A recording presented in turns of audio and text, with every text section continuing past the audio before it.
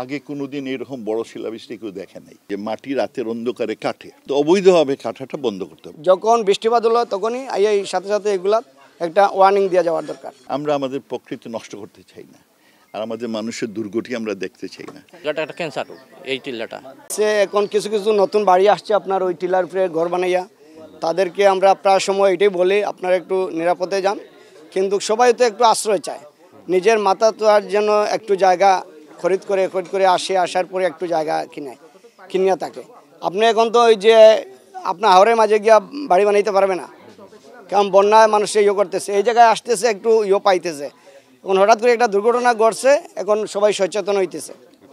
আমাদের পরামর্শ হচ্ছে যখন বৃষ্টিপাত হলো তখনই এই সাথে সাথে এগুলা একটা ওয়ার্নিং দিয়ে যাওয়ার দরকার, বলে আপনারা নিরাপদে যান, যা যা ব্যবস্থা করার প্রশাসন করে দেবে।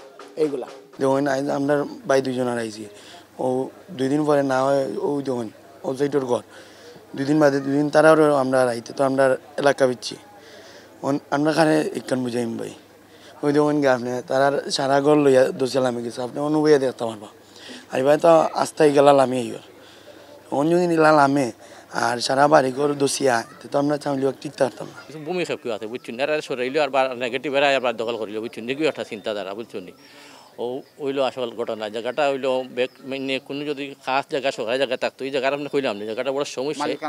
এই জায়গাটা সরি আমি একটা কথা কই, এটা এই জায়গাটা একটা ক্যান্সার এই টিলাটা। তবে আপনার যেটা বলছেন যে মাটি কাটা, আমার সিলেটে অনেক টিলা কাটা হচ্ছে, আমরা প্রায় খবর পাই। আমি এই সম্পর্কে আগেও আমাদের এই যে এনভায়রনমেন্ট মন্ত্রীকে বলেছি এবং যারা এর সাথে সম্পৃক্ত তাদেরও বলেছি যে মাটি রাতের অন্ধকারে কাটে। আমি আজকে বিশেষ করে মেয়র সাহেবরে বলি এবং উপজেলা নির্বাহী অফিসকে বললাম যে প্রত্যেকটা এলাকায় বিশেষ নজরদারি করতে হবে এবং স্থানীয় জনপ্রতিনিধি আছে তাদের সমন্বিত করে ওই সব এলাকা আমাদের এই মাটি কাটা মানে টিলা কাটা, ইলিগাল টিলা কাটা বন্ধ। সরকারিভাবে যদি কাটে দ্যাটস এ ডিফারেন্ট ইস্যু, কিন্তু অবৈধভাবে কাটাটা বন্ধ করতে হবে। ওয়ালটন ফ্রিজ কিনে অনেকের মতো আপনিও হয়ে যেতে পারেন মিলেনিয়াল, সেরা পণ্যের সেরা অফার। এরপরেই এই ঝামেলাটা তখন দুর্যোগটা হয়। তো এইটা আমাদের বড় রকমের উদ্যোগ নিতে হবে বলে আমি মনে করি। এবং আর বাকি তো আমরা ওনার জন্য দোয়া করি এবং এদের রিহ্যাবিলিটেট করার দায়িত্ব কিন্তু সরকারের।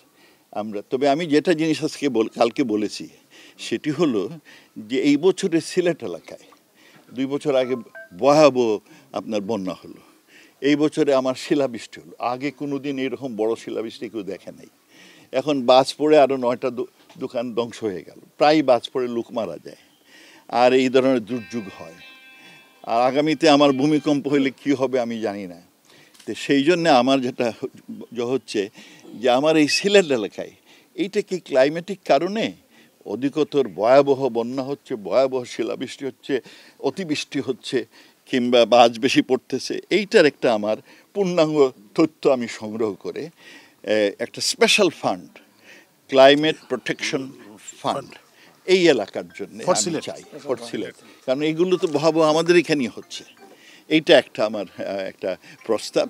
এই যে বললাম বিভিন্ন এলাকায় পাহাড় টাহাড় যাতে কিংবা নদী যাতে দখল না করা হয়, তার জন্যে আমাদের জনপ্রতিনিধিদের নিয়ে, কারণ অনেক সময় অভিযোগ হয় জনপ্রতিনিধি নাকি এর সাথে সম্পৃক্ত, তো তাদের নিয়েই এইগুলো আটকান। আমরা আমাদের প্রকৃতি নষ্ট করতে চাই না, আর আমাদের মানুষের দুর্গতি আমরা দেখতে চাই না।